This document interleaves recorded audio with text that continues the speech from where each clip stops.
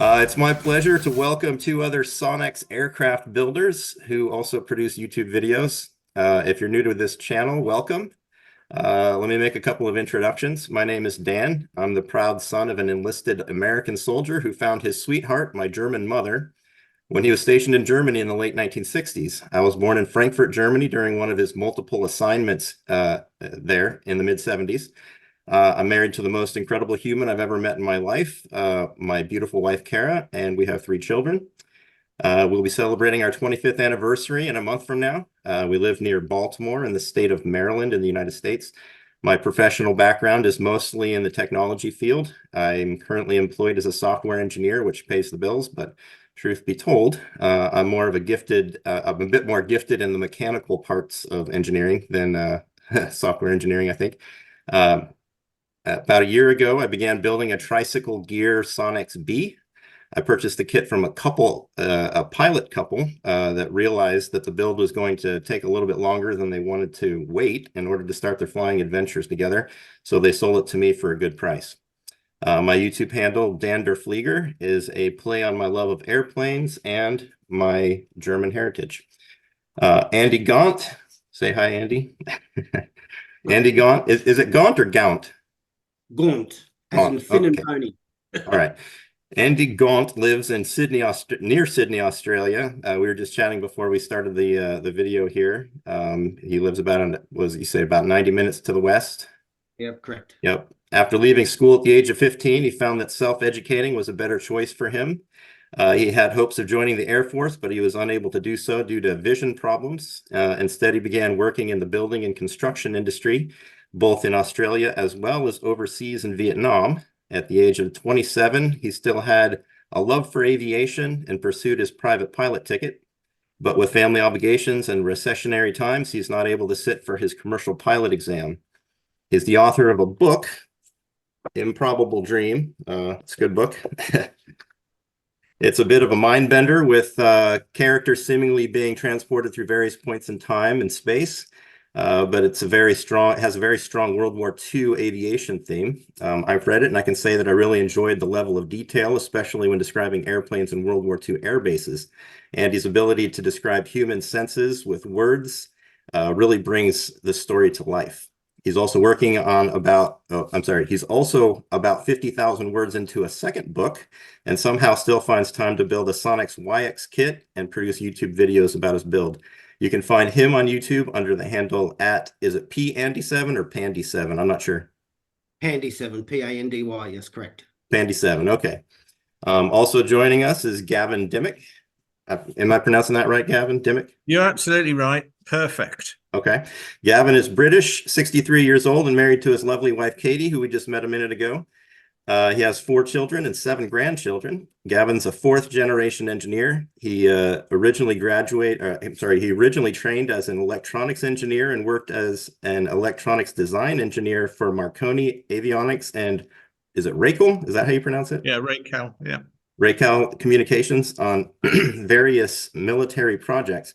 He then moved to another company specializing in underwater technology for the oil industry, designing sonar transponders and underwater cameras. He spent the next 26 years as a principal owner and CTO of a company specializing in large-scale security systems before selling the business and semi-retiring to France. As a British expat living in the Charente, is that how you would say that? Yep, the Charente Maritime. Yep. Okay, Charente Maritime. My French is a little rusty. Region of Southwest France. He and Katie run a chambre d'hôtel. I'll let you say it. How about that? The chambre d'hôte. Chambre d'hôte. That sounds much better than what I said. We call that a bed and breakfast around here. Indeed. If you mention this video when you check in, you get 50% off your stay. No, yeah, absolutely. Oh, I was just kidding. People might hold you to that. We'll see. Gavin's building a conventional gear Sonex-B, and you can find Gavin on YouTube under the handle at Gavin's Sonex-B, all one word. All right. I've already said this before we started, but I did want to say welcome, guys. It's really great. I think the hardest part of setting this up was finding a time that we could all meet from 3 different parts of the world, very different places.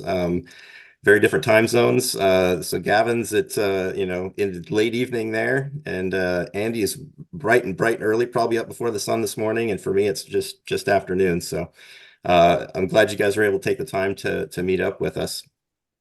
And of course, Andy is the day after us as well, because we're both in Friday and he's in Saturday. Yeah. Yeah.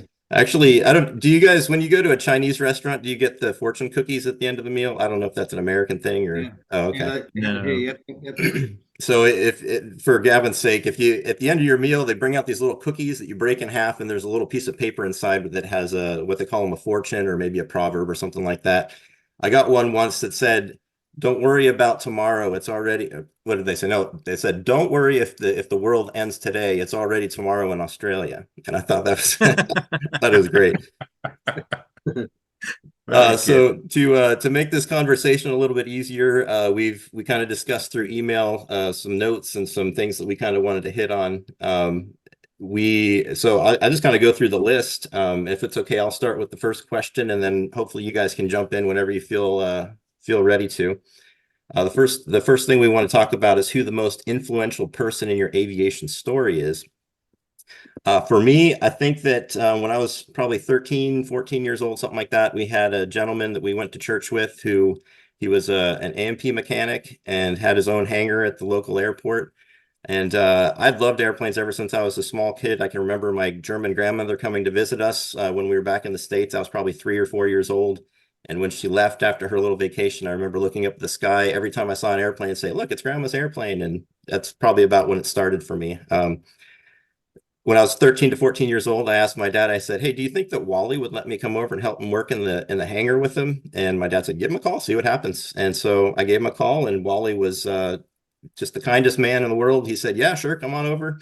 He showed me how to change oil in an airplane. He was showing me, I remember one time he was showing me how to remove some rusted bolts in a propeller by adding a little heat to it to kind of loosen them up a little bit. And I learned a ton from him. And my payment for helping him around the shop was he'd take me up in his little Cessna once in a while. And I thought that was just the greatest thing. So I'm going to say that for me, my most influential person in my aviation history was a man named Wally Robinson when I was 13 years old or so. Gavin, how about you? Well, the most influential person, or the person who's prompted me to build a Sonex, is my wife Katie, because when Katie was very young in the UK, she was in the RAF cadets, and she learnt to fly as a teenager in a Grob 109B, which is a motor glider. And she wanted to go into the RAF, but unfortunately, due to medical problems, wasn't able to take up a career in the RAF. And it's something she'd always wanted to sort of complete. And so when we moved to the Charente-Maritime, we found that there was an aero club with a smaller airport not too far from us, about 10 minutes drive away. And went along and signed up, and Katie completed her PPL training. And she has a PPL license, night rating, and also flies ultralight aircraft as well. So I always like building things. So I had to build an airplane at that point, really. I've built other things, boats and cars. Airplane was next, really. So that's what prompted me to do it. And then submarine's going to be the next thing, I assume, right? Yeah, or maybe a train. A train. Oh, there you go. Yeah. All right, Andy, what about you? Who is your most influential aviation figure? Yeah. Look, probably those that all flew in World War II. I think that was probably one of the highlights for me, and in particular for the likes of Battle of Britain or any of those independent types of things as part of the wars. So I don't really have an influential person as such. I mean, apart from our Kingsford Smith guy over here and that sort of thing. But always remember as a young child, we did a lot of traveling as a child, and probably from the age of 4 onwards. I can even remember going back in an old Douglas Dakota DC-3 and always used to look down, and I could never comprehend these little tiny sheep that you'd see on the ground, and it probably just sort of drew me in from then. So I guess moreover, the guys of World War II and any of those pilots at the young age they flew and that sort of thing for me, I think was probably thing, and hence the book, I guess. So probably those guys, I think. Okay, that's a great answer. I think I'm with you on that. I really enjoy reading. I've read probably in the last couple of years, I've probably read over a dozen books having to do with World War II, and almost all of them are, aircraft related. I'm just now in one that's about the Navy, but obviously the Navy in the South Pacific had a lot of airplanes as well. So that's awesome. Gavin, I shouldn't have cut you off. Our next question is when we talked about the moment you decided to build your own aircraft, and you kind of started in on that, but I went on to Andy and said maybe you can finish up your story there.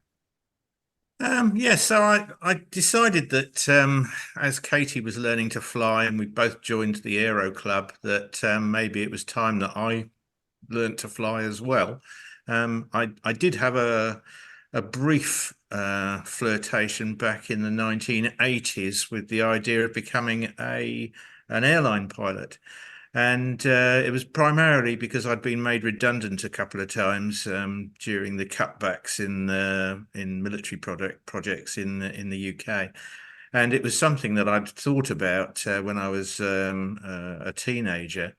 But by the time I made my mind up that that's what I wanted to do, I was actually 6 months too old to go on the training program at the time.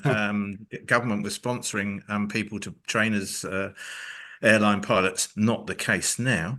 And but they only took people up to 26 years old. And I was 26 and a half at the time. So my application was rejected. But why did I decide to build the plane?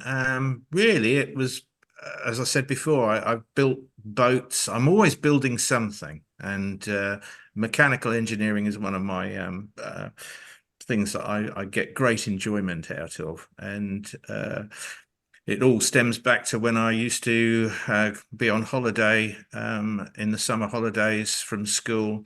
My parents would generally ship me off to my grandfather's, and he had a wonderful garage. He was a wonderful engineer and full of equipment, milling machines and lathes and all the stuff you could ever want. And we used to make something every summer. I built a pulse jet engine one summer, which is around here somewhere. I don't know where it is, and all sorts of things. And so I'm always building something. And as I say, the opportunity, having semi-retired, having a bit more time, I thought, to build something. I thought, well, build an aircraft, and I looked around at various kits and came to the conclusion that I liked the idea of an all-metal aircraft, and I liked the look of the Sonex, and to cut a long story short, it was a good price as well. I have to say that the Sonex kit is still probably one of the best priced kits you can get for what is a real aeroplane at the end of the day. It's not like it's a load of sticks and some fabric. It's a solid aircraft which you can use. And so I bit the bullet and sent the money and awaited the delivery of the kit. That's great. Okay, so it's good to hear that Katie was so influential in that decision as well. So that's great. What about you, Andy? What do you remember the moment that you thought, yeah, I'm going to go ahead and do this? Yeah, well, actually, this is my second aeroplane, believe it or not. Oh, I didn't know that. Yeah, I started an aeroplane back when I was around about 30 odd, in the hype of everything was going great, marriage and work, everything was going good, and I started an RV6. I got around about 60% complete with that, and went through a bit of a wild and willy divorce, and as part of the sale of all that, to consolidate the money that had to go, put a bit of a dampener on my life at the time. I was still sort of flying, and then recessionary times hit and that sort of thing, and building industry went sort of down and things like that. So I thought, okay, well, I've got plenty of life left in me. I'll do it again later on, and eventually got to the stage of the Sonex later on in life, and Similar to Gavin, I was choosing aeroplanes, and probably I have to sort of pay homage to Gavin, who was the one that I found on the internet first that was building the Sonics, and I kept going back to it all the time. And I originally was going to do a 1X. You may recall that in the 10 reasons why I built a Sonics. I did actually choose the 1X first up, only for the retractable or the fold away wings. And sort of went on from there, looked at many other aircraft and looked back at the RVs again, but by that time they've skyrocketed in price. This is still achievable, so I chose the Sonics. Okay. Yeah. So, I mean, that actually leads, I mean, both of you guys kind of went into our next question too. Of all the many kits, why a Sonics? And I think that we're probably all in agreement on that. It's a solid all aluminum aircraft with 2 passengers like you, Andy. I was kind of looking at the 1X as well, thinking I might not even need a hangar. I could just get a trailer and, tow it in and out of the airport each time I want to go flying. But I like to take somebody with me usually when I go. So the 2 passenger, that kind of fit that bill, and it wasn't too much more, especially for me because I bought my kit used, like I mentioned. I purchased it for I think I paid 20,000 or 21,000 or something like that to the guy that part of it was already built. So I mean that was cheaper than a 1X at the time, and I thought it's only about a 2-hour drive to go pick it up from the guy who lives also in Maryland, so it wasn't a difficult choice for me to just bump up to the full-size airplane.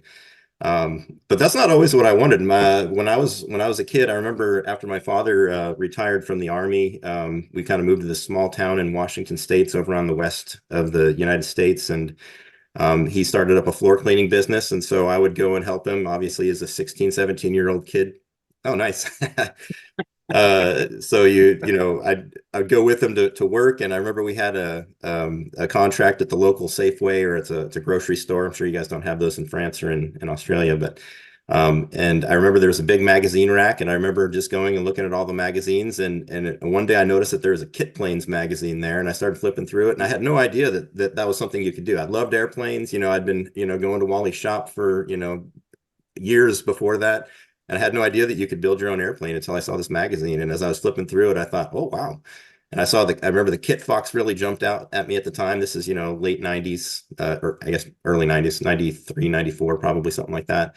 And I was just tickled, like, oh, wow, I can build my own airplane. So that's kind of the moment that I remember actually deciding. And then, the Sonics kind of fell on my lap. Same thing as you, Andy. I'd seen some of Gavin's videos, and I thought, oh, this is doable. I think this is something I can do.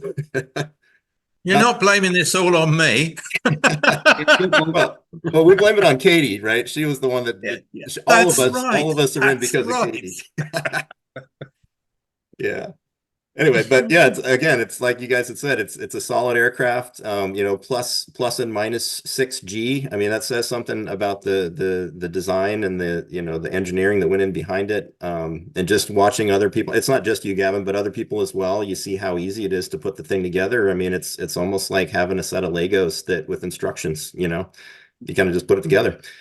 And there's more to it, obviously, than that. But as far as airplanes go, it seems like it's all pull rivets, right? It's not, we're not doing any of the there's no holding the bar on the other side, and using the compression rivets to hold the thing together. You can do it all by yourself, which I thought was a good selling point as well.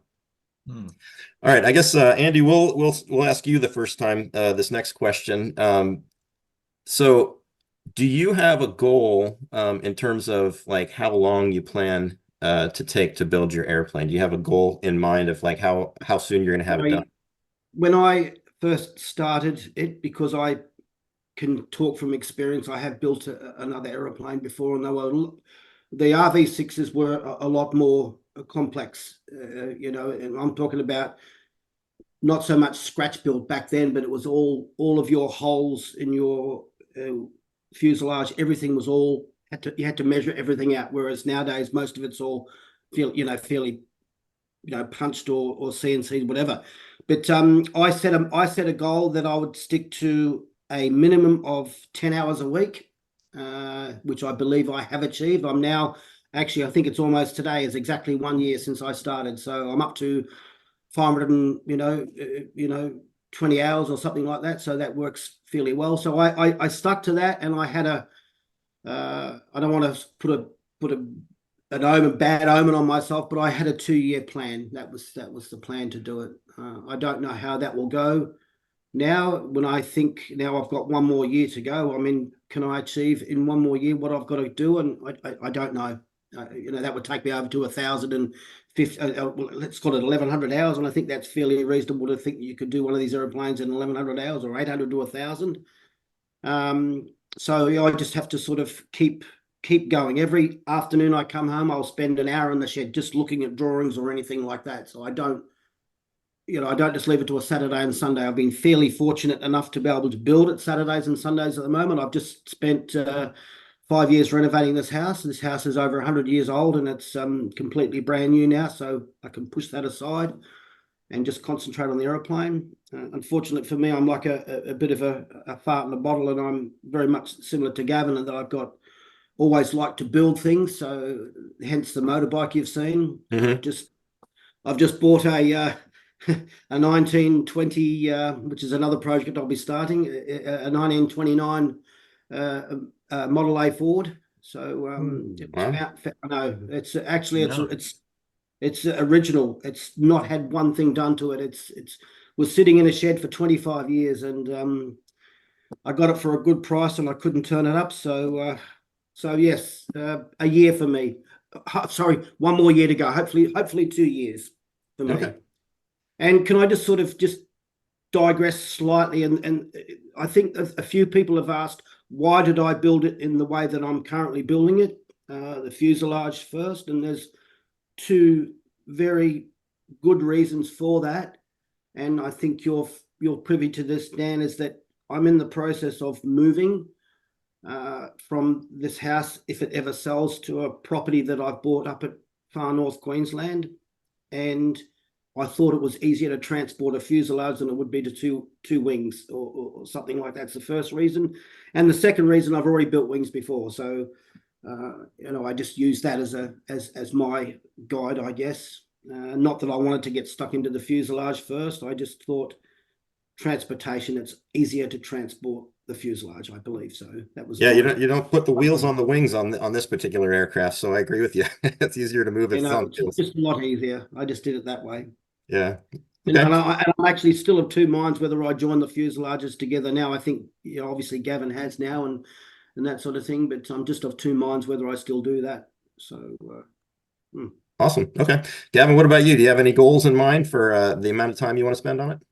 Well, I think I actually set those parameters in one of my early videos, and Okay. I had it in mind that I was going to spend 500 hours over 18 months. That's 500 hours of actually doing something, not thinking about it, but actually putting rivets in and that. And 10 hours a week was the allocation I gave myself to do it. And if you work out 10 hours a week over 18 months, you get to the sort of 500 hours. Well, none of that happened. I'm 4 years into it now, and I'm hoping it's going to be flying this summer. So maybe June might be able to get it, because life just got in the way. I mean, the semi-retirement thing didn't really work because running a chambre d'hôte, a bed and breakfast, is far more labor intensive. In fact, I work harder now than I did when I was working, if you see what I mean. And also, it's something that Andy's probably going to find out relatively soon. Putting the aircraft together, I mean, I have no more parts left out of the kit, effectively. Oh, really? I have nothing left. There's probably about 3 or 4 small bits in a box over there. Everything is riveted together and finished apart from the instrument panel. And it's now when you get to that bit where you've run out of drawings, there are no more drawings, but you haven't got a usable aircraft. and you suddenly realize how much else there is to do. So I'm currently working on plumbing the engine up. So working on the oil lines and the water cooling system for the turbocharger, etc. And all that is taking a long time because there are no instructions. I've got to make it up myself. So I'm sitting down, looking at catalogs, looking for components, trying to work out how I'm going to hold everything together. How am I going to route all these pipes around? What am I going to do with them? You've got the avionics to sort out. It's all those little finishing things. And there's a saying in the Sonex community, I don't know whether it's just the Sonex community, but they always say when you're building it, when it's 90% done, you've got 90% to do. I believe And it. actually, it's probably not far off in time-wise, because you suddenly do get to that thing where you've got no more instructions, but you can't fly the airplane because it's not finished.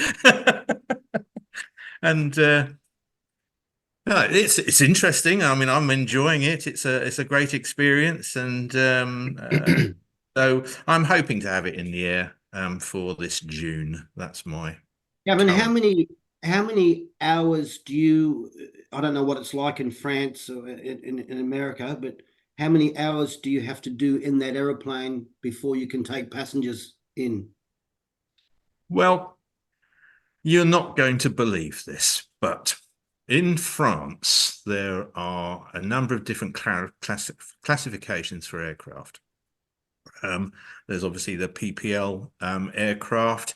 France has a long tradition of building aircraft, particularly out of wood. And lots of people do it. It's very, very, very common here. You can, when you're at school, you can learn to fly at school in France. They are very proactive, getting youngsters into the air for airline pilots and obviously for the military as well. So it's a really common thing to do to build an aircraft here.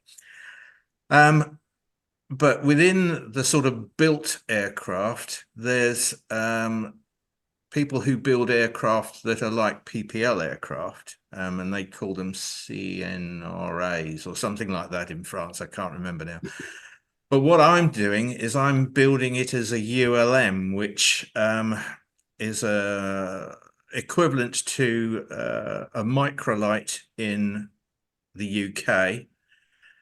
I'm not sure that there's a particular class that's similar in America, because your ultralights are actually not. They're one-person things for no. You can fly them without a license, can't you? I That's think. correct. Yeah. So we have what's called the sport pilot, or I'm sorry, the light sport aircraft is the same, I think, as equivalent to Yeah. what you're talking about. But ULMs are in France are light, very light aircraft. They can only have up to 100 horsepower motor. They have to stick within very stringent weight limit for maximum takeoff weight and the maximum empty weight as well, which is calculated backwards from the maximum takeoff weight. I worked out that if I did a stripped down basic Sonex, that I could squeak it in to the ultralight classification, and so that's what I'm trying to do. But it does mean that I've got to get the aircraft under 312 kilos.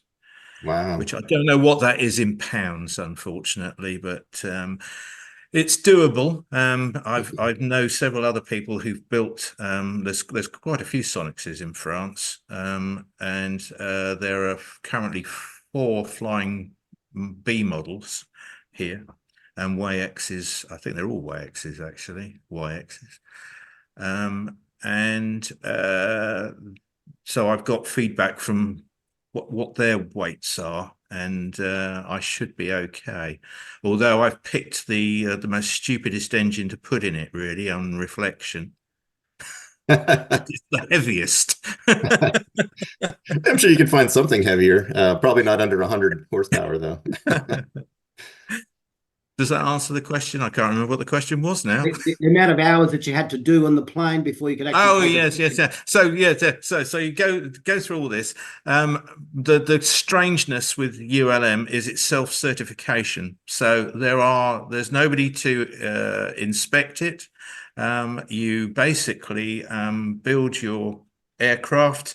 If it's a kit like the Sonex, you sign a piece of paper which basically says, I have followed the instructions. That's it? No. And you can get in it and fly it.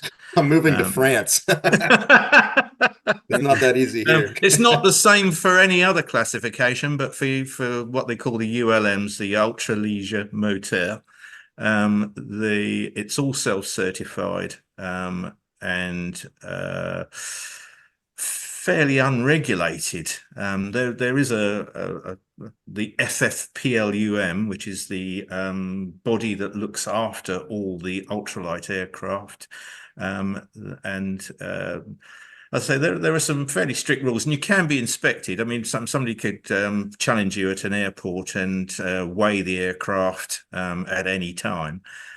So it's worth trying to get it right. But actually, nobody other than me has inspected one single rivet on the thing, and I've already got the permit to fly.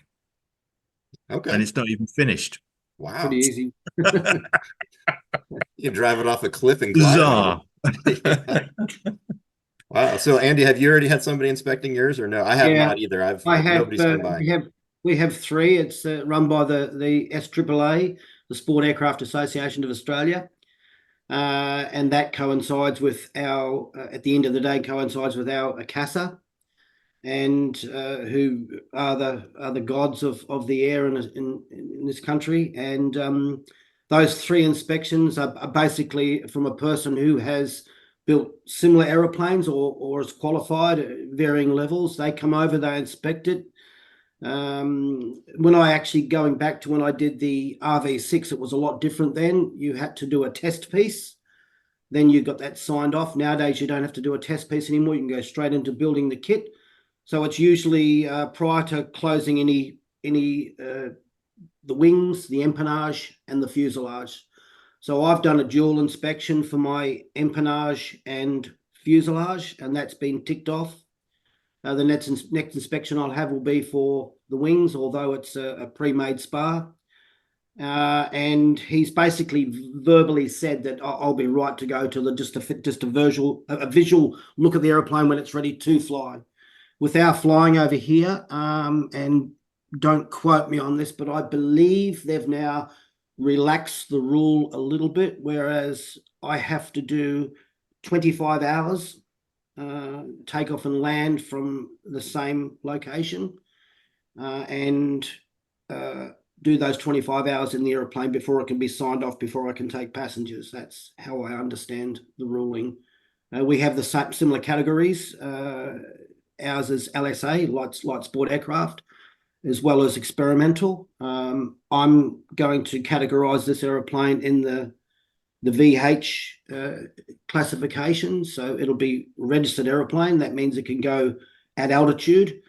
If I stick to the LSA and have it as and I can't remember the insignia they have on the registration, but it allows you only to go to 10,000 feet, and if you don't have a transponder, you can't go into controlled airspace and that sort of stuff. But this will be just like a normal average run-of-the-mill aeroplane at the end of the day. So it'll be registered under the VH classification and then basically go anywhere at altitude. Also, too, just on the licenses in this country, we have recreational. I think that's what you've got, Gavin. Is that correct? Some sort of recreational license? Your private license? Well, I mean... Yeah, the pilot license, you mean? Yes. Or the aircraft? No, your license, your classification for your license. Katie's got a private. you said? She's got a private and a ULM license, and I've Okay. just got the ULM license, Okay. which means I can only fly that classification of aircraft. I Okay. can only fly VFR, and I can Yep. only fly during the daytime. Okay. Yeah, that's similar. That's similar to us. So yeah.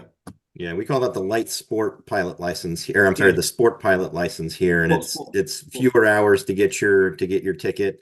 You can only Mm. daytime VFR. You can take one passenger with you. Yeah. But the FAA, that's our regulating body here in the States. They're coming up with some new rules about that. They're kind of blowing a lot of that away. Where previously you had to only fly airplanes that were under, I don't know what it was, like 1,300 pounds or something like that. But they're changing that a bit, and they're going on stall speeds and things like that instead, rather than weight. So you could actually fly, a 4-passenger airplane, but you're only allowed to carry one person with you if you have that sport pilot license. So Yeah. they're still working out those rules, and we'll see what comes out of it in the end. Yeah, Um, ours is through a very similar classification change. It's all over the place. So it's anyway, yeah, yeah. it is what it is. Yeah, so I guess getting back to my original question about how long you were expecting to build, sounds like it was kind of Gavin maybe underestimated a little bit. Andy, I don't know if you really estimated, but you're probably kind of on track. Everybody asks me all the time, like, when's that airplane going to be done? I want to take a look at her. I want to go flying with you, and I'm always like, I don't have a timetable. I bought the kit. I enjoy being in the garage, and when it gets done, it gets done. I'm not gonna hold myself to anything. I think if you try to do that, you push yourself a little too hard. Maybe you start making some mistakes, which I make enough of without without pushing myself. Um, anyway, yeah. So I guess that brings up the next question. I mean, when your aircraft are done, what are your plans? What are you going to do with them? And anybody can answer that question. I'm not gonna. Well, I always build something with a goal in mind. When I built my car, I wanted to basically. I mean, it looks like a classic car. It looks like what do you call it? A Morgan. I don't know whether you know what a Morgan looks like. It's a 1950s British sports car, but it's actually built on top of the runnings of a modern car.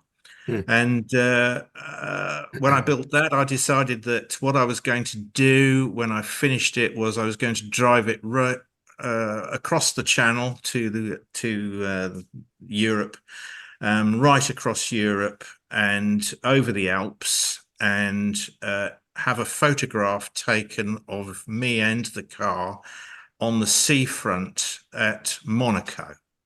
Okay, very cool.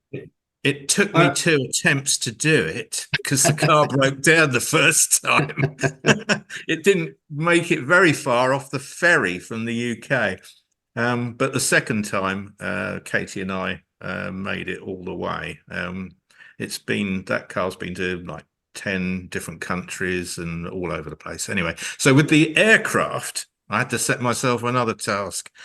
So the aircraft is once it's obviously had its shakedown time, and I'm happy with it, and sure it's not going to fall out of the sky.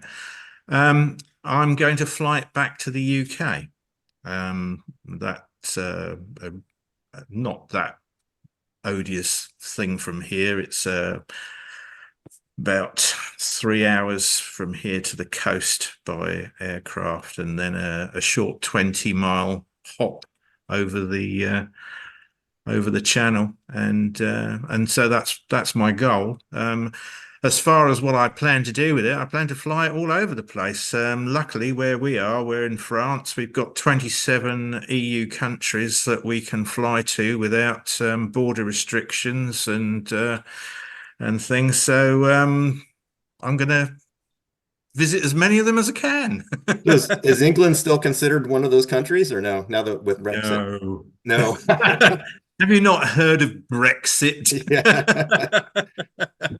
Yeah. What about you, Andy? We can still fly there, but we have to go through customs. So basically have to as soon as you've crossed, I mean, you have to do it with the obviously through air traffic control in the UK. So you have to do a flight plan and submit it, and then fly across the channel, and you have to land at a customs airport to be inspected. Okay. If there's anybody there. Awesome. What about you, Andy? What are your plans? Well, the plane obviously is going to live in North Queensland. At the end of the day, I've, as I alluded to before, I've purchased a property up there, which the house is yet to be built. That's my one last final construction job of houses that I'll do in my career, I guess. I've bought in an airport park, so it's a private. Oh, I place. hate you. I hate 60, you already. Yeah, 65 building lots. We've all got 2,400 square meters of land. I'm definitely coming over to see you. Yeah. And me too. yes, and the beauty about it is we land and taxi on the roads, and we have the right of way as aeroplanes, and taxi straight up to the house. So eventually the plane will live there. That centralizes me to Queensland, and from Queensland, if you know the area, you've got all the Whitsundays. You've got it's just a beautiful part of the country. So I hope to circumnavigate Australia in this aeroplane one day, or something like that, or at least get out to Ayers Rock or something. That would be a challenge, wouldn't Yeah, it? yeah. So you know, as far as the class, you know, like aeroplanes, as you know, like, you know, you can sort of go from here A to B, and then you can have adverse weather and stuff like that. So it's you know, being a VFR aeroplane, you've got to take all that to consideration. You know, no night landings or anything like that. It won't be classified in night. I don't know how hard that'll be to get it into night. It would be okay to do that. But hopefully just circumnavigate, I think so, and have that central as my base up at Queensland. So the flight from there to here would be, let's call it around about three and a bit hours, 3 hours or something like that. So Okay. That sounds like a fun adventure. I don't know that I have plans like that.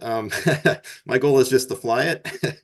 Like I said, I grew up on the other side of the country, so maybe one day I'll go visit my family who still live out on the West Coast. And you know, there's a lot of mountains between here and there that I have to get over with a naturally aspirated engine. So we'll see. Anyway, so this is kind of maybe a silly question. Maybe I won't even ask the question. I'll just make a comment on it myself. I found, and I'm sure that you guys, we all build on our property. We don't have our airplanes stored at an airport in a hangar that we have to drive to. And I think there's a lot of wisdom in that. So if there's anybody happens to be watching this at some point and they're thinking I'm gonna get a hangar to build this thing in, I'm gonna recommend against that. I think that having the ability to walk out to your garage for a half an hour instead of driving to the airport for a half an hour, and then you've lost an hour in both ways. I think that that's what killed the project when I purchased my kit secondhand. I think that's what really killed it, is they were storing it in a hangar that it was a 20-minute drive for them to get to and from. And you know, by the time it's all said and done, they've lost 40 minutes of build time just driving. So I don't know. What are your thoughts on that? I think you're absolutely right. Yes. I mean, as you guys know, I built most of my aircraft in my downstairs front room, which used to be a dining room, and Katie very kindly allowed me to take it over for 3 years or so, to build I built the wings in there. I built all the fuselage, the tail. I couldn't assemble the things together because it would never have gone out through the door. But it was very nice just being able to open the door, walk in there, spend a few hours, and it's warm. And yeah, so I think if it would be very difficult to do it remotely, you know, if you had to drive a quarter of an hour or whatever to somewhere, and but that's just my view. I'd 100% agree that if you have that distance to travel to a hangar, although it would be nice to have the things spread out in a massive workshop, I think that would be the one governing factor that would kill the project, because you go, oh yeah, okay, it's a 20-minute drive, a 20-minute back. I might, I want to start dinner early or something like that. So I think the best thing for any person is to try to build it in their own environment. And as you know, it can be built in very small spaces. I think, Dan, yours is only like a single car garage. Am I correct in saying that? Very similar to what Gavin had in his mother's room downstairs now. And it would be lovely to have those. The shed that I'm building, the plane at the moment, it's 6 meters by 6 meters, but it's not quite big enough to get the wings across. I could probably do it diagonally. So there's only one solution, is to build a bigger shed, which I'll do. So I'm going to build a 7 by 7 meter shed. That's the answer to that one. I mean, I've got the property here, so it's all right. I'll be starting that hopefully soon. So because anyway, sometimes you just got to do that. Yeah, I was going to kind of say maybe that's something we should talk about next, is kind of build spaces, but I think we kind of hit on that. And like you said, Andy, yeah, we're doing mine in a single car garage, and it's not even really big enough for a big car. It's it's just big enough that I can, the wings do fit. I think it's 20 feet long or 22 feet long, and just wide enough to park a car in. Which is, a car's wider than the fuselage is, so it'll be wide enough and long enough. But I had to build it in a certain order. Like, I have to put my wings together first and then store them, because I can place them up against the wall, or, jack them up onto the ceiling or something like that to get them out of the way. And then I'll have room to build my fuselage. Whereas, if I were to try and do the fuselage first, I wouldn't have any room to build the wings anymore. So I have to be kind of cautious about that. Yeah, great. So maybe another question that would lead into this is, what are your thoughts on the importance of a spouse/partner and the amount of support that you get from that person in a build like this? You want me to go first, or? Sure, yeah, go ahead, Andy. Look, I think in any environment, it has to be something that is fluidless. It's good. Like Gavin, I think Gavin's got a fairly good. Katie's got a good understanding of what Gavin's doing, and I think it's a sort of two-way street. I think it's very important to have that. That's if I've answered the question correctly, that you've got to have a spouse or a partner, whatever it's got to be, that has to understand that. It can't be just no, that's the way I'm doing it, and bad luck type thing. So I think it's probably very, very important that you have that. I think everyone can sort of vouch for that's the case here, isn't it? Everyone is in agreement with it. At the end of the day, you can fly an aeroplane, isn't it? So that's the beauty of it. Well, I'm lucky I have a pilot for a wife as well, you see. So yeah. she's not giving me any hassle about it at all. That's great. I mean, so my wife is kind of the opposite. She does not fly with me. She says often, the president and the vice president don't fly together for a reason. And I was like, okay, I'll give you that. She was hesitant at first when I started talking about building an airplane. When I said, okay, I found one, it's time to go. We've got the money for it, and the kids are all grown. There's no reason for me to not do this anymore. And she said, well, I thought we were going to wait till you were retired to do this. And I said, well, if I wait till I'm retired, I'm never going to get a chance to fly it. So I better get going now. And it's funny, in the time since then, she's actually kind of turned around on it. There will be often times where I'll be kind of sitting on the couch and, looking at my phone or something, and she'll look over at me and say, shouldn't you be out working on your airplane right now? And I'll be like, oh yeah, I should go do that. So it's been good. Or if it's been a while since I've gone flying, I'm a member of a flying club too. So sometimes she'll say, you should go flying this weekend. It looks like the weather's going to be nice. And it's nice to have that, somebody to kind of push you sometimes. Maybe if you're not focused enough or whatever. So yeah. All right. So I guess we'll move on a little bit. When we're talking about the Sonex in particular, is there anything that you think Sonex could have done better with the build, or the the instructions or anything like that? What would you have changed about the kit if you were to buy Sonex, for example, today? What would you change about it? I think the kit, or any type of kit out there that people are building it, they've all got their goods and bad points, and I just think for me that Sonex is a good kit, but I believe what they should probably do, and I'm just going to answer this a couple of different ways, is that having a building background, I like to know what I'm building. There it is right there. Or if I'm going to be buying a car, this is the car that I'm going to be buying, and that's what I'm going to get with it. I think what Sonex should probably do or consider doing is saying, well, here's the kit. You can build it for this, and it's going to probably cost you this much. And these are where you can progressively upgrade your kit to a better and better and better thing. So you can end up taking I don't know what sort of car manufacturing you have over in the States, but you can go and buy a stock standard model car, but then you can get the upgrade until you get to the top of the range. And I think that would be nice if Sonex did that.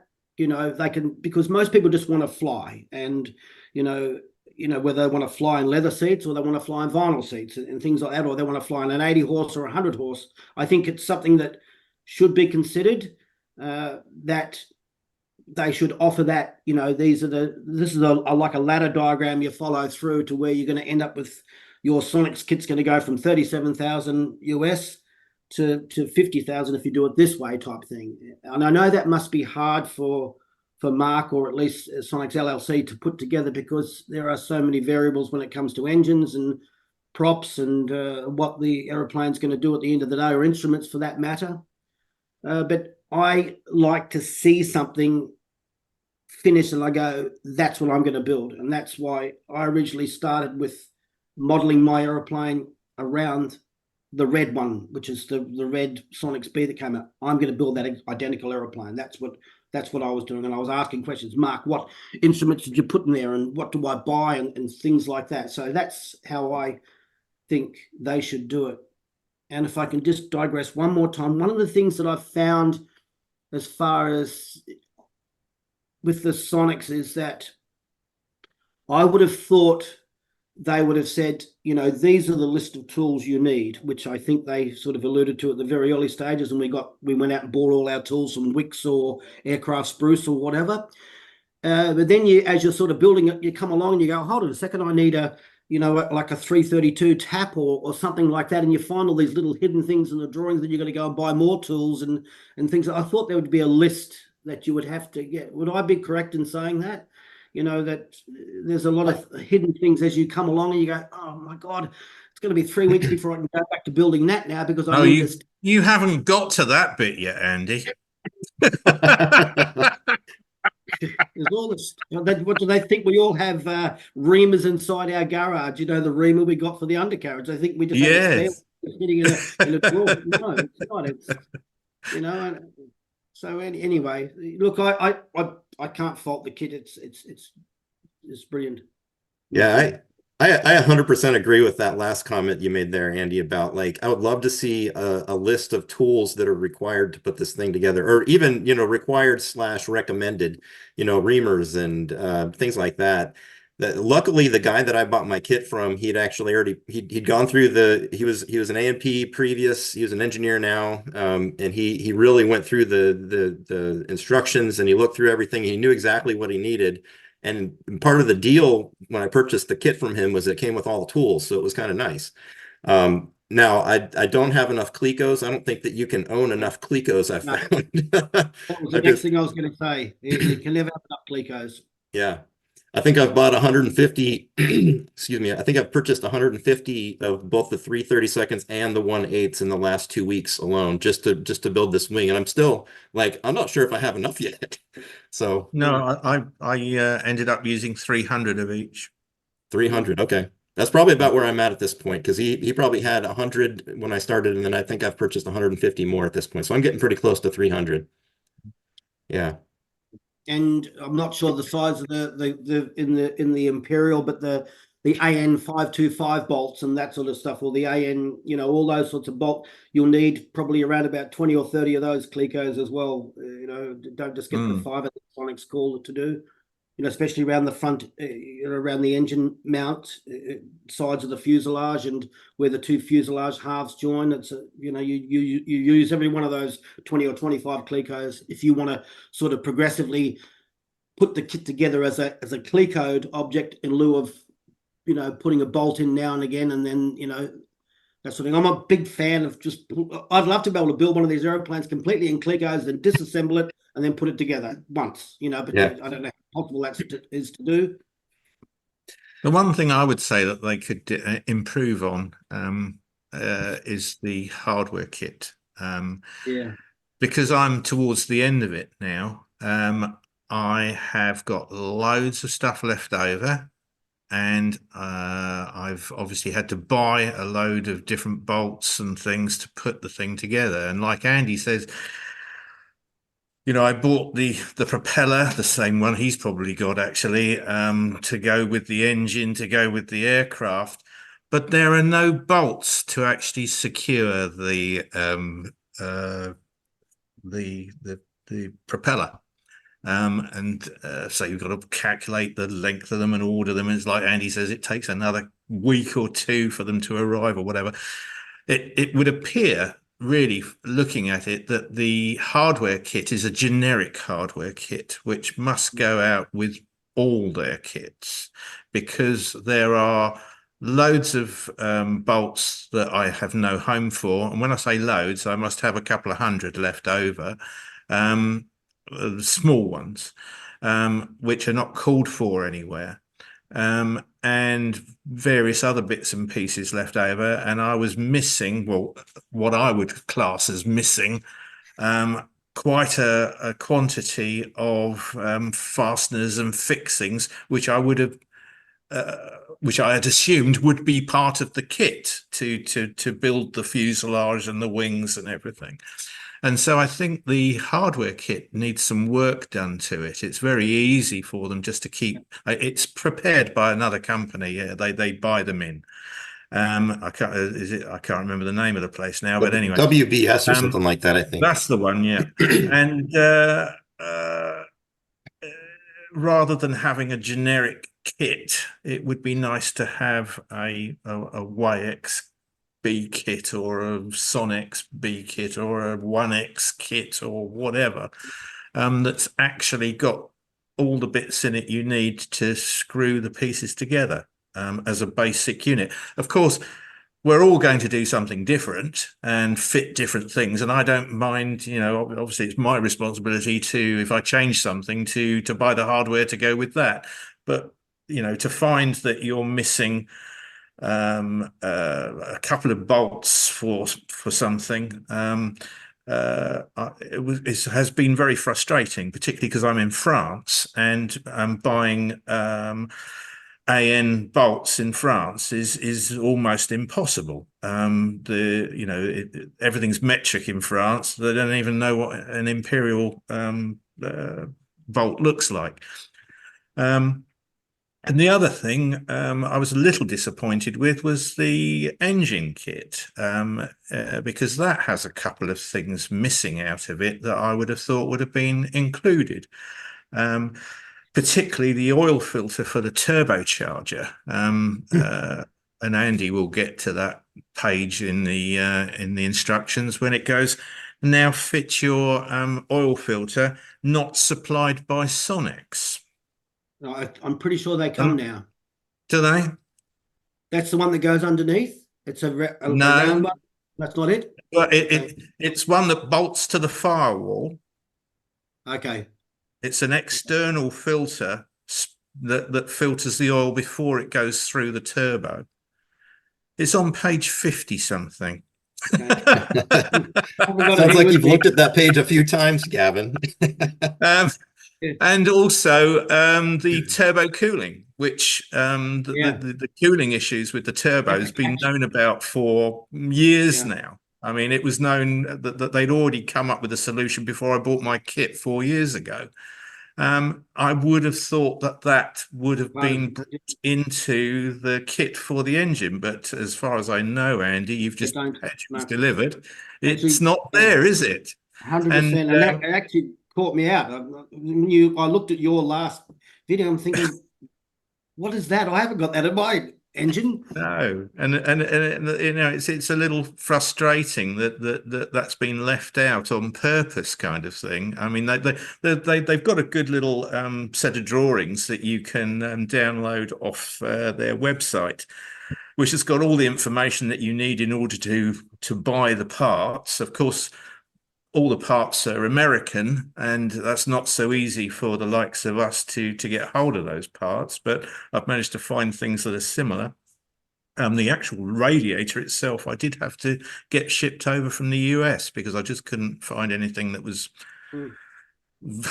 as good. I didn't want to get something else and find it wasn't efficient enough, it wasn't, and it didn't cool it properly. So I think things like that, if you're going to offer a comprehensive kit, actually make it comprehensive. And I think somebody needs to sit down with a set of drawings. There are only 84 of them, I think.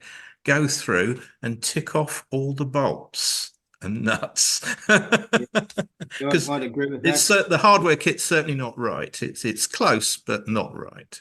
Maybe once we're all done with our airplanes, we can sit down together again and just do that. Come up with a list of things to give to Sonex and say, these are where you fell short for me as a builder. Maybe you consider doing this in the future, putting these parts in or making this list or whatever. Yeah, I think ultimately that Mark will get all these things under control. I mean, obviously he's taken over from the original owner. And they've had some personnel changes in their workforce, and over time, I'm sure he'll get a handle on it. But I was a little disappointed. But it's harder for me here because it's finding the parts, it's getting hold of non-metric parts is very, very difficult. I've just found it so much. I've got an account set up with Aircraft Spruce, and honestly, the turnaround time for me to buy something, I could buy something today, Saturday, and I reckon I could almost have it by Friday next week. Yeah, there is an EU that they have an EU website for Europe, and I have bought some things from there, particularly odd things like a super long quarter-inch drill bit and things like that, which I couldn't find anywhere else. But the stock is not so good here.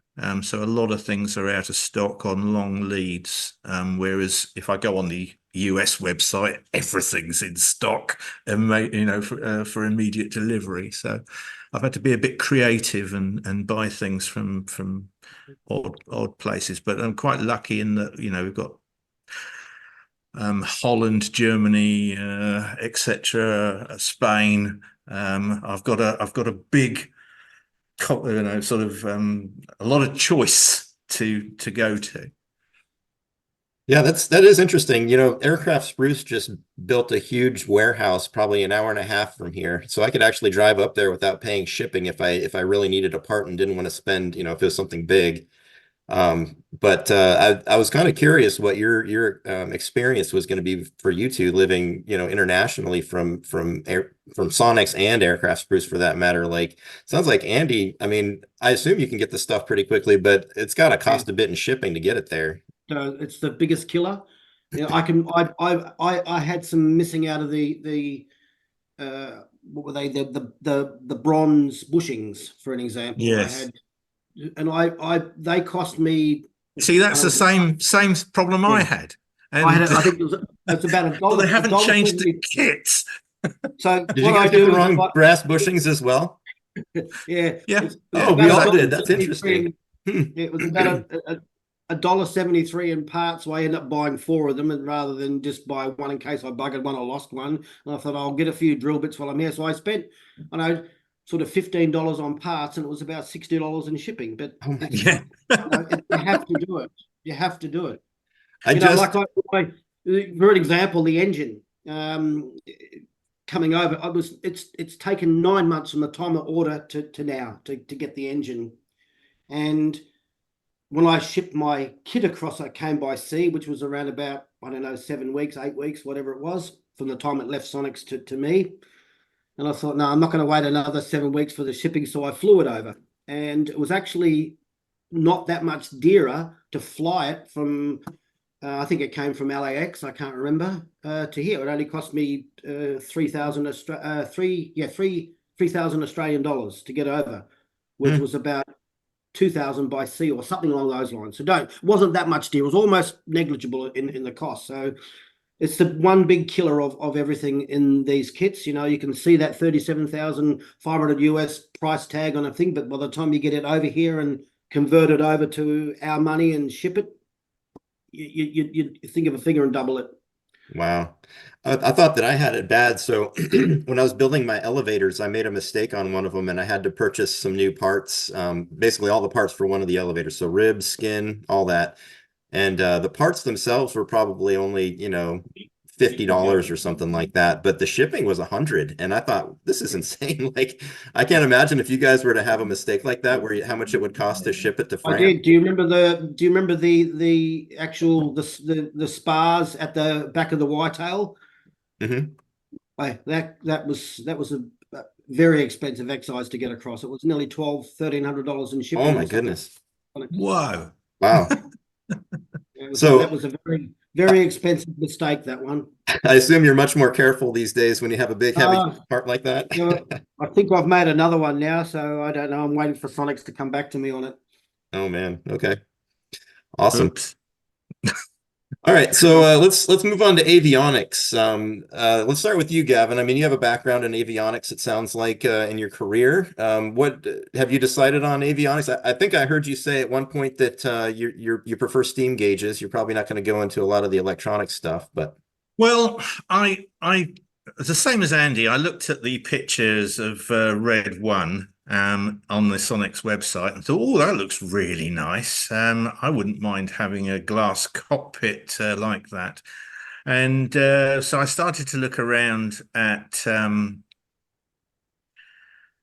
equipment and prices, and I came to the conclusion that I was being a bit silly in that the cost of the big panel display things was really quite a lot of money. So I then sort of set myself a budget of what I was prepared to spend on my instrument panel. Bearing in mind, I'm building a weekend VFR only, no night flying aircraft, which is I won't say it's not a real aircraft, but it's not on that level. And so what I eventually ended up doing, I'm also a bit of a freak for belt and braces, doubling up on everything. I've spent a career in electronics and software design, and I know that with all the best will in the world and all the effort that they put into making these things as perfect as possible, they're not. And they do go wrong and they do pack up. So I also made the decision that I would have conventional gauges as well. So they're not full size ones. They're the miniature version. So as a backup, just in case the power goes and all the glass stuff packs up. So then I've got to pack that all into the limited space that there is on in a Sonex. I also wanted to be able to have my Sky Demon running on a separate tablet on there as well somewhere. are you putting a mount on your panel, or are you just like suction cupping it, or what's your plan there? No, I notice you're into 3D printing as well, Dan. Yeah.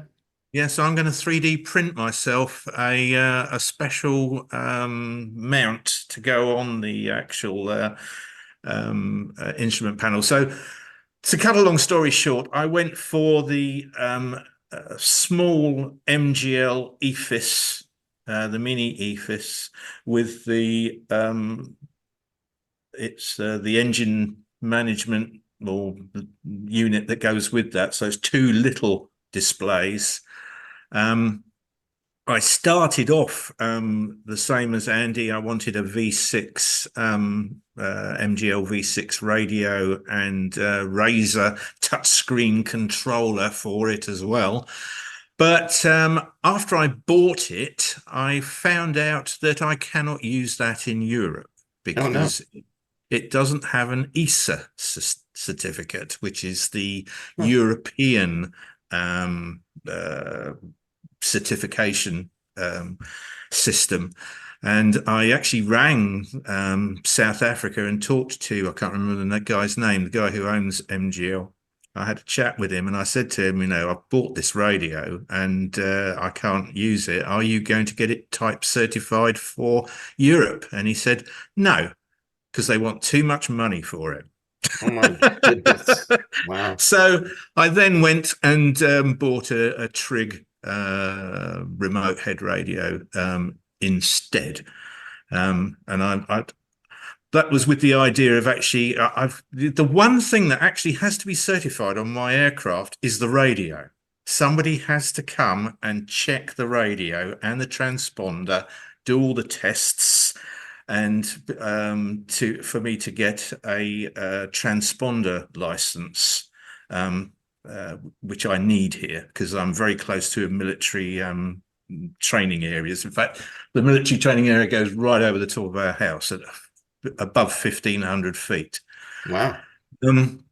And so I was definitely going to have a transponder because I do not want a fast jet just going straight through me and out the other side. And so the original idea was that I got it type approved with the Trig radio and then I'd use the MGL one anyway. Yeah.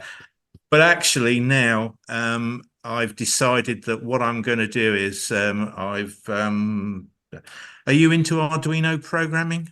I am a little bit, yeah. Yep. Yeah. So I've just I'm just writing some software to go on an Arduino with a touchscreen display to touchscreen control the Trig radio and transponder. That's really cool. That's pretty awesome. We'll have to collaborate on that a little bit. I'll send you the protocol. Okay, yeah. So that's where I am. So I've got a conventional compass as a backup, an altimeter, but it's a very small one, an airspeed indicator, but it's a very small one. They're also very light for ultralight aircraft, and a ball. And then the mini glass displays, basically. Okay, so before I go on to Andy, just one quick question: when you go to build your panel out, what's the distance between the fuel tank and the panel? Is there enough room to? Is it pretty deep? It's a big deep. I did measure it. I don't know whether Andy knows the answer to that one, but it's probably around be about a foot. Yeah, I think it's a little bit more. I think it's probably, it could well be just more than a foot. Yeah, it's that order. Plenty of room, because that's where I'm going to put my ECB behind the instrument panel as well. So you've got to have all that sort of stuff and space, I guess. Yeah. Are you doing some remote stuff too, Andy? I kind of like the idea of a remote transponder and a remote radio if possible, just mostly for weight, I think, to get it kind of a little bit behind the center. I've got the good Trig, and that can come with its own head unit, but you don't need it with the IFS displays that I've got, because you've got your MGL have all that ability to have your transponder codes and everything within that. And for whatever reason, I decided to have a slave unit or a head unit for the nav and com, probably left over from the what Red One, how Red One was designed. Obviously the V16, I think it is now, is completely different to what's in the Red One now. It's changed a lot. So if I was to have my time over again, and now knowing the space that we have actually in there, I took Gavin's advice and I sat in the airplane and I was playing with everything, I'm now stuck with it because I've committed to 2 IFS displays. and all of the things. I mean, I've even got Oz runways on my phone, so if I'm flying, I can bring up maps and everything on here. There's redundancy. I have an iPad. There's another redundancy. And Yeah, I mean, I do exactly the same thing, Andy. When I'm flying I've got another aircraft, a Super Gepard, which is a ULM, and I've actually on the back of my mobile phone, I've got a piece of Velcro, and when I get into the Super Gepard, there's a gap right in the middle of the instrument panel, and I stick my mobile phone to the panel, and I run Sky Demon on that. I do the So same It's also thing. got a Garmin sat nav as well, but I mean, I don't use that. I use the Sky Demon. Yeah. So if you were to, if anyone sort of is making a decision what instruments to put in an aeroplane, obviously, you know, the way things are traveling now, even in every commercial airliner and every general aviation airliner out there, they're all moving across to the glass cockpits designs. Either go every bell and whistle, or back to the old basic steam gauges. And I learnt to fly on steam gauges, and I have to say that then it was a lot harder, in my opinion, to go from A to B compared to what you've got today. I mean, you know, I had charts on my knees and things like that. So I've done a lot of flying. I'm actually instrument rated, so I have a lot of flying on instruments, so head in the cockpit rather than outside. And I think with the instrument flying today on IFS displays is a lot easier than what it is on steam gauges if you do that. So if I had my time over again, I probably would have put in one display rather than two, and have, as Gavin's got, backups in there. Maybe it's a small 6-pack or something like that, and maybe just have the IFS as your engine management system, perhaps, and your moving map display, and then have your steam as your, you know, airspeed indicator, vertical speed indicator, altimeter, as you're just a small 6-pack. Whether there's the room in a Sonex, I don't know. Whether it's plonked straight in the middle. I think there's obviously a lot more room in the B models than there are on the legacies, but there's some really nice legacy people that have built some beautiful instrumentation in legacies. So I ended up just doing the two. I'm stuck with it now. This is a good conversation because I haven't decided yet. I'm still probably at least a year away. Well, don't take any notice of us. Yeah. So an interesting thing, I was talking to a guy in Switzerland a couple of weeks ago. He'd reached out to me and we just were chatting back and forth about some stuff. And he had mentioned that in Europe, he said that he had to have an actual steam gauge for an airspeed indicator, even if he had an EFIS system. I don't know if it's the same for the ultralight ones or not. He had something a little bigger, but I have noticed that there's quite a lot of development going on, as there probably is in every country, on these composite light sports aircraft, and France is much the same. Lovely aircraft. Most of them with a Rotax engine of some description. And I had noticed that they've all got glass cockpits, but they do have an airspeed indicator. And I'm not sure whether that's a rule or whether it's just for safety, because, you know, at the end of the day, that's all you really need to know is how fast you're going, doesn't it? Well, how fast the wind is traveling over the wings, anyway. Yeah, exactly. Yeah.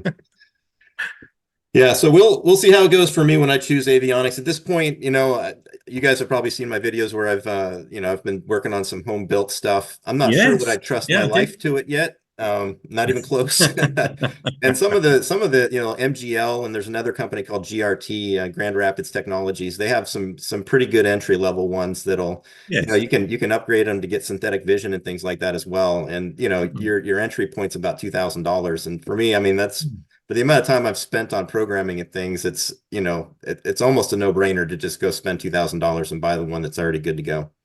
Yeah, I mean, I spent in total on all the sensors, the radios, the transponder, the little glass units, and all the conventional stuff. I think it came to €7,000, whatever that is in anything else. But That's actually that's a good price point. I'm surprised that it's that low. I don't know what the euro is against the dollar right now, but even if it's, you know, 75% or whatever, I mean, you're still looking at, under $10,000, which I think I'd be hard pressed to find something with all the everything that I need. We have to have ADS-B out, the area that I oh live in, I yeah, need to have we don't have that here yet. oh, okay. Yeah, it's another probably $2,500 or something like that to get a transponder that can do what they call squidding, so it can push out this your GPS location and your tail number and all that kind of stuff. But I mean, it's great. It's wonderful if you're flying around, and you have your tablet up and you can see blips on a screen where everybody is because everybody's reporting it, and you can collect that data just with a little receiver that's dirt cheap. You can build one out of a Raspberry Pi for $100 or something like that. But it's expensive to equip for the ADS-B out. Yeah. So those are some things I got to think about. It's about nearly $3,600 for that transponder with ADS-B out. Oh man, yeah. Yeah. So The cheapest I've seen, there's a company here that makes one. It's called the tail beacon, and it basically replaces your tail light up on the top of your rudder or wherever. And it actually includes a light and an ADS-B out transponder, and you can actually, you can just have your transponder connect to that and broadcast out the squidding that you need for it. I think it's about $2,500 here for and the interesting thing is that it doesn't matter if it's certified or experimental, it's the same price. So they don't have a price break for experimentals, which is unfortunate, but anyway. All right. How about if we move on to engines? We're getting kind of close to the end here of my list of things I want to talk about. But engines, you guys both went with the Aero V Turbo. I got to ask you, Andy, probably for this one, why not a Jabiru if you're in Australia? Yeah, again, it goes back to my original comment that I made, that I modeled it around Red One, and if Red One had a turbo V-dub engine in it, that's what I was putting it in. So I was trying to, I know that looking at that aeroplane, I know that it works. I'm not saying that a Jabiru is not going to work. I just know that aeroplane works, and they've done that. It's flying. I can see it physically flying. That's how I'm going to model the aeroplane.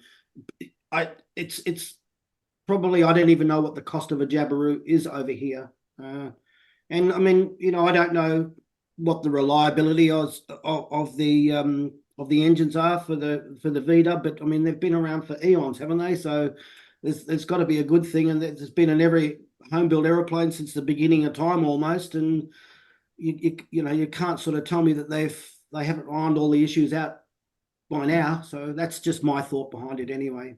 Yeah, well, just go with what you know, then not. I'm not saying it's an engine. I mean, you can get a brand new engine fail on takeoff.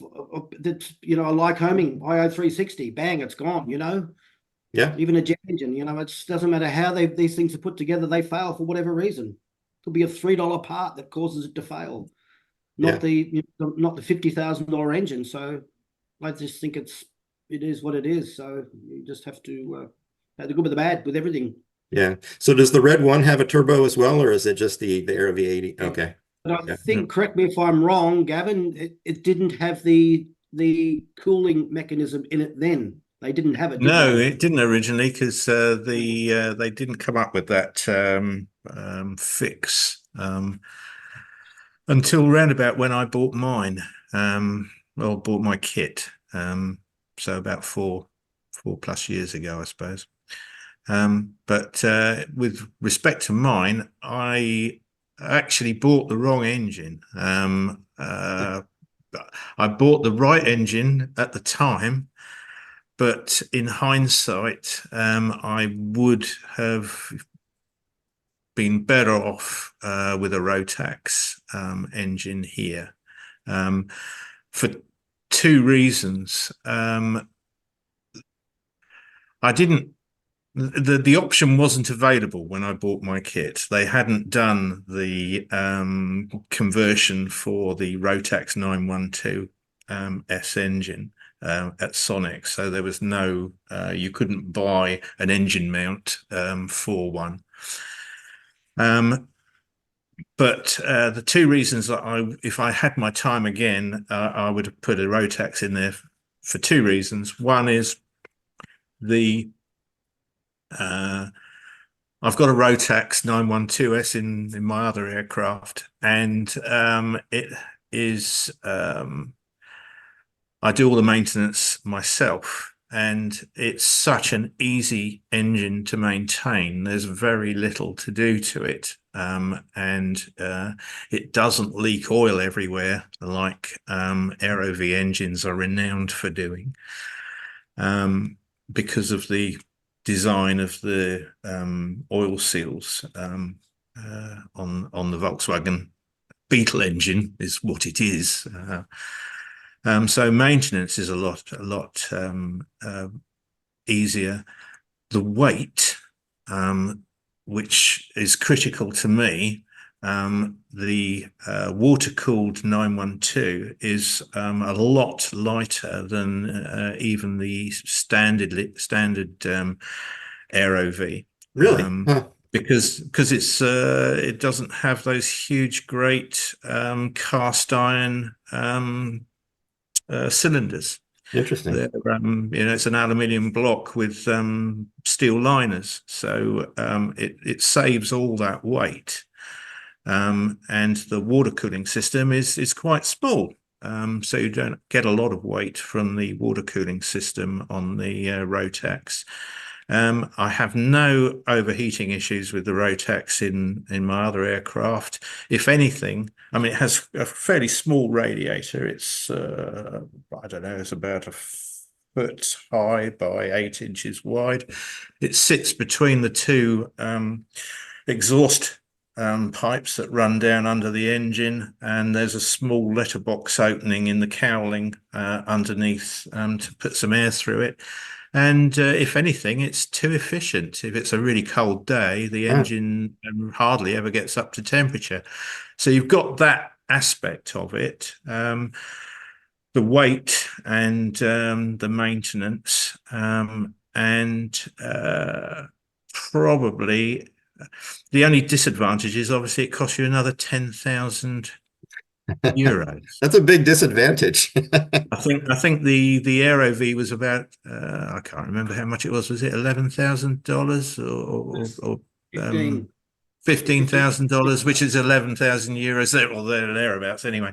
And to get a new 912, I think they're 20, somewhere between 20, about 22,000. I think they are something of that order.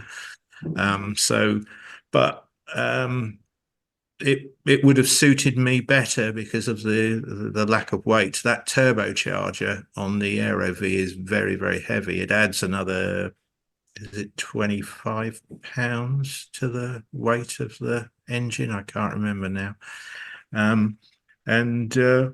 If weight is all the extra weight of that engine is extra weight you can't take with you. It's fuel you can't put in the fuel tank. It's baggage you can't put in the back of the aircraft. And it's hanging off the front of the airplane, so it could mess up yeah. Yeah. So I would have had the Rotax if it had been available at the time. I think, knowing what I know now. But that's 4 years have elapsed, so I probably would have still made the. I mean, the allure of the AeroV is building it yourself. Yeah, and that idea is great until you tell somebody who flies you're building your own engine in your own airplane. They go, "What? You're building the engine as well? Well, what happens if it packs up?" Good thing the kids are adults now, right? Yeah, I mean, that's another thing. The AeroV kit is very good. The instructions are very good, probably better than they are for the aircraft. Step by step, there's the videos. You can download the videos off the internet and follow along, which is what I did. I had the manual set up on one computer and the video playing on another computer and the engine on the bench here. And it was great experience. Apart from the saga, which is still to be finished of the push rods. Yeah, so what's the deal with the push rods? I heard you mention that before, but what's going on with those? Well, if you've ever watched Weekend Hack's Aviation Yeah. adventure, he had exactly the same problem that I've got. And to a degree, it is partially because it's actually quite difficult to do, and partially because you don't realize how precise you've got to be with the length of those push rods. A millimeter error in the length of them is enough to negate all the adjustment Oh on no. the Okay. rocker. So you've got to be pretty accurate with them. So the first set I wasn't that accurate with. I didn't measure them all properly.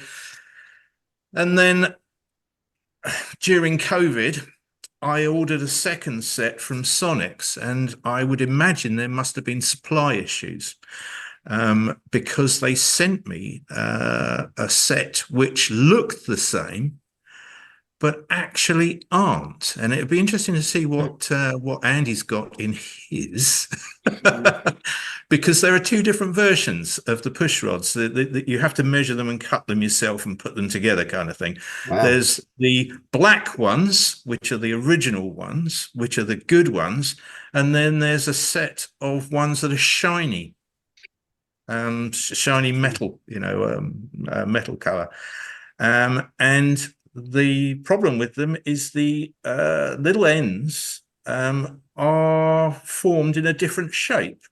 And when I cut the second set, which were perfect, I noticed that as the push rod pushed the rocker down, the rounded end was actually hitting part of the rocker and moving sideways out of the way.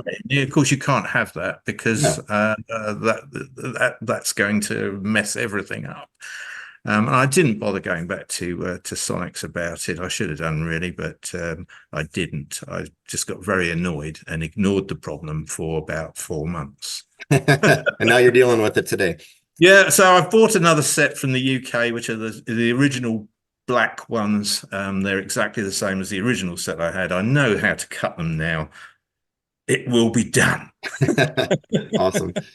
That's great. So Andy, did you have the same experience? I guess you haven't gotten that far into your engine build yet. Yeah, but I might just go and quickly grab them in a minute, but I think they are the black ones, I think. So yeah, I hope so. All the stuff you're talking about the engine now, I'm thinking about selling it and buying a Rotax. No, you'll enjoy it. It's great. No. Just on the engine, what is it? They reckon you could probably sort of do it in a week. I'm planning on taking a week's holiday and starting on a Monday and finishing on a Friday plan. Yeah, I think you can probably get the engine together in a couple of days if you really try. I mean, if you've built engines before, which you probably have with your motorbike experience, etc., etc. It's not a complicated build. I think mine went together relatively quickly. I didn't really have a lot of time to spend on it, so it was an hour here, an hour there over a couple of weeks or whatever. But if you set your mind to it and put a weekend aside, you should be able to get the main fabric of the engine together. You can't go any further though until obviously you put it in the aircraft, and you can't attach the turbo to it or anything like that because you won't get it through the hole that it's got to go through the engine frame. So you can only take the engine build to a certain point, and then you have to wait until it's attached to the aircraft to finish it all off. Well, yeah, that's where I'm sort of at now, because I've now finished all the windscreen. I can now disassemble everything and start deburring and start to now work on the fuel tank and put the engine mounts on. So, which I haven't done. I've fitted them once, and that was about it. But taking them off again. So I've got to that stage. There we go. Well, that's all good information. Hopefully somebody who sees this can start thinking about what they're going to do about their engine choices. I haven't decided on mine yet. My kit came, it's a nose wheel, and the previous owner had purchased a Jabiru mount for it. I'm still sort of undecided what I'm going to do in that. There's an Indian manufacturer that I'm looking at. It's called Aero Momentum. Yeah, I've seen those. They look good. They look really cool. Yeah. Mm. I'm still not sure because Sonex doesn't really have a sanctioned amount for it at this point. Um, there's another guy who lives not too far from here, who's putting one on his Sonex, and he's actually already sent the engine mount off and to some kind of a fabrication place, and they have, they have all the measurements and everything, so I could just pay them to build it for me. And his is a nose wheel as well, so it's a possibility. I haven't quite decided. I may just go ahead and do the Jabiru since I've already got the parts for it, and just pick one up that's kind of lightly used. Spend $12,000 on a used one that has a few hundred hours on it or something. I don't know. I haven't gotten that far yet, so we'll figure out. As Gavin would say, more later. Indeed.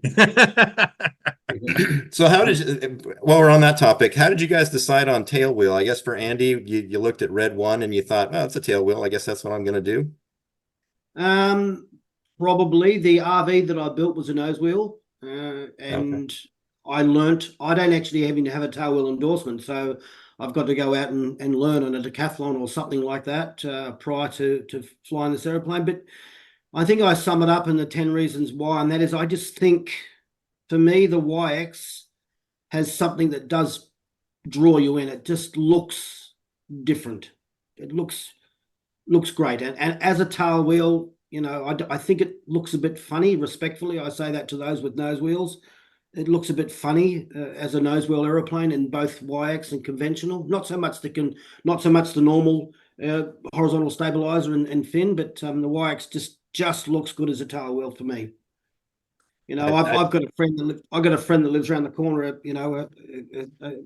Qantas captain, and I regularly have a beer with him, and he's building an RV14, and he says, "Oh, never going to get me in that aeroplane. Never going to get." It keeps thinking of the old Dr. Killer, the old Bonanza with the Vita. I said, "No, it's not. It's completely different. It has a rudder." Oh, okay, all right. So yeah, the YX just looks good. I really have to agree with you. I think that tail wheel looks really sharp on the YX for sure. The one thing I'm not a fan of with particularly with the Jabiru nose wheel, is that I assume the oil pan from the engine kind of comes right down the center, and so they've actually bumped the nose gear off to one side a little bit, and it just doesn't look right. It's just not. I don't know. I feel like if you take a really hard left turn, you might end up kind of tipping your airplane or something. I don't know. What about you, Gavin? What did you think about how did you decide on a tail wheel? Spitfires don't have nose wheels. Yeah. I'm hearing you. I mean, you're not a proper pilot unless you fly a tail wheel aircraft, are you? I don't know. I haven't flown one before. Actually, I have. I was at the airport one day with my son, and there's a guy there with his little J3 Cub, and we were chatting with him, and he said, "Oh, you guys want to go for a flight? I'll let you take the stick." And I was like, "Oh, yeah, sure." So he let me come in, he let me land it, and as soon as I touched down, he took over on the rudder pedals because I was a little slow, and we were about ready to to do a little spin, a little ground loop on it. Yeah. I mean, I think that the things that went through my mind were we have a lot of grass runways here for the local clubs. There are lots of local clubs, and around us we've got maybe 5 within 20 minutes flying time.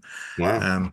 And I was worried that with a nose wheel, I wasn't sure how well built the Sonex would be, and nose wheel aircraft tend to take a bit of a pounding on the nose wheel on rough terrain, and I'm not the lightest person in the world, and that kind of worried me. So I was, that was one consideration. I mean, the other considerations you've got to think about really are what kind of fields you're going to fly into, what kind of flying do you want to do.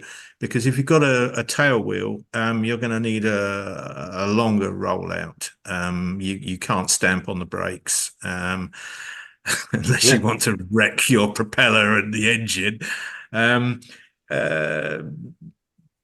So if you're thinking short field, you want a nose wheel one really. You can get you've got to be gentler coming down and landing with a tail wheel than you do with a nose wheel.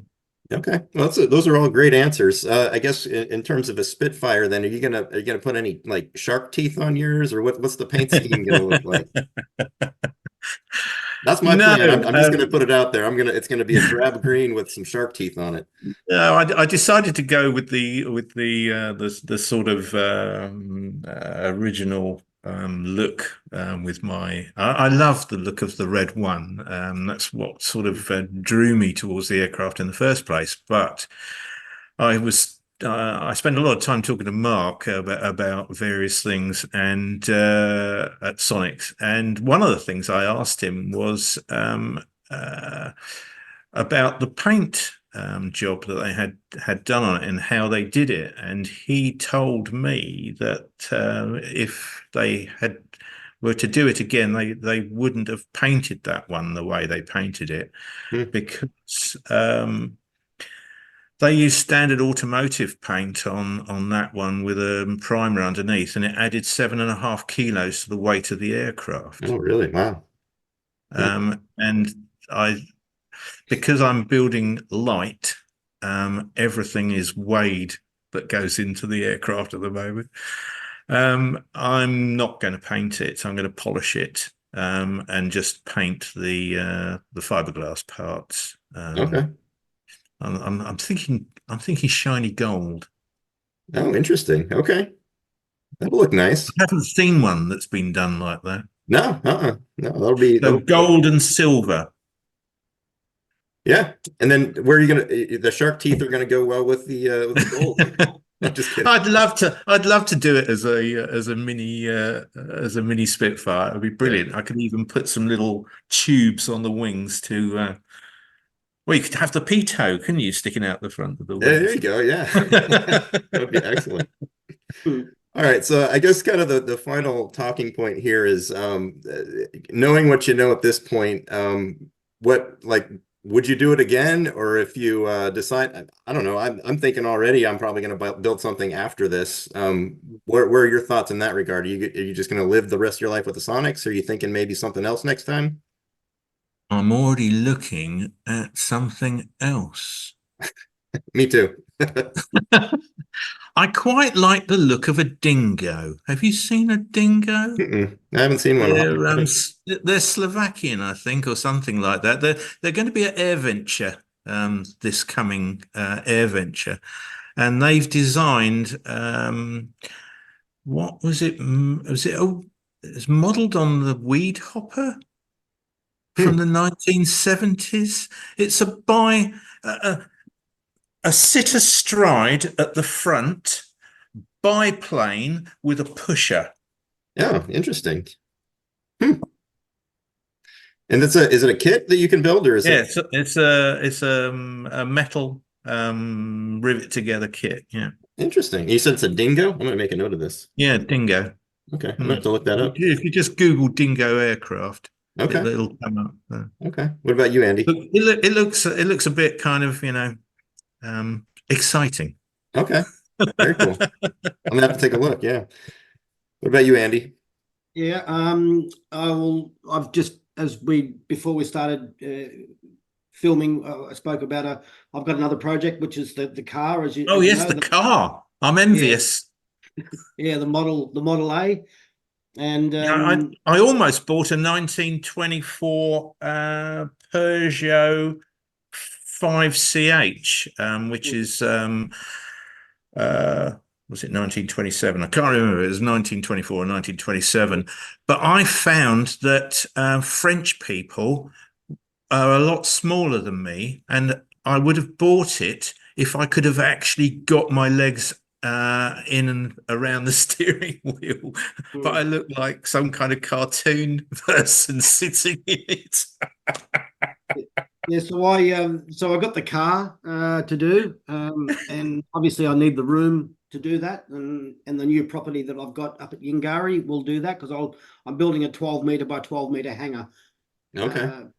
part of the requirement for the houses to be built up there is it must house a minimum of Cessna 172. So I've got to. So is this going to be another channel of videos on the construction of the whole thing? I was actually disappointed. That motorbike is the guy he's been building that tank for me for nearly over a year now, and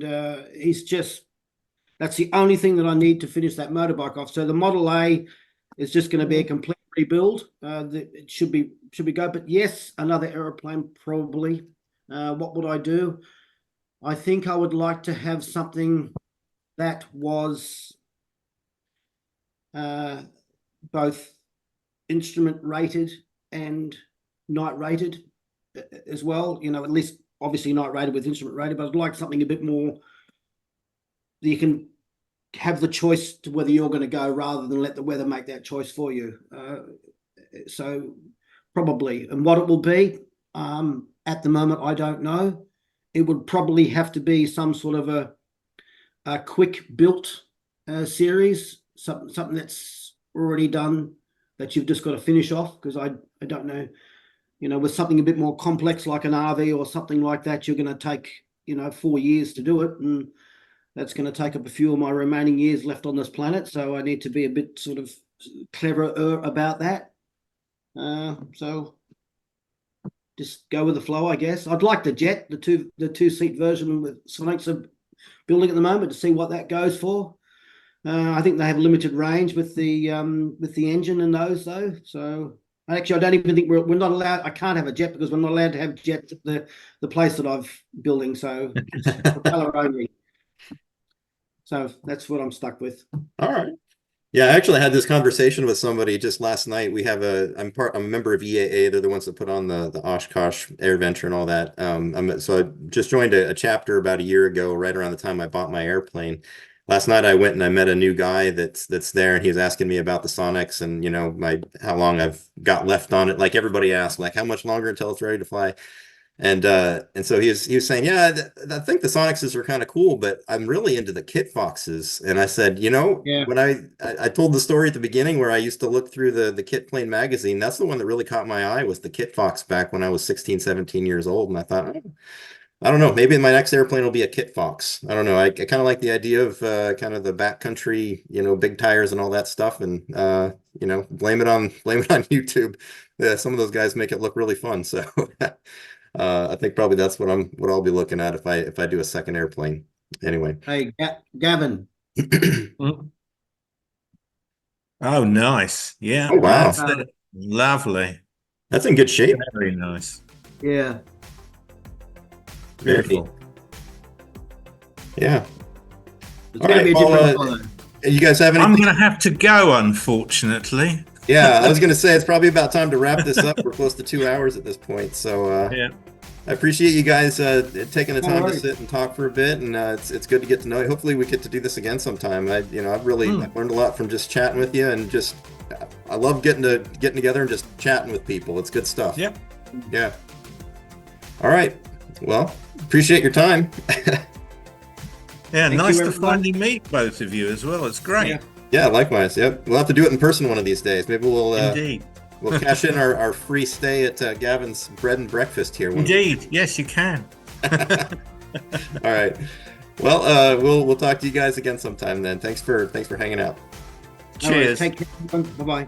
All right, we'll see you guys.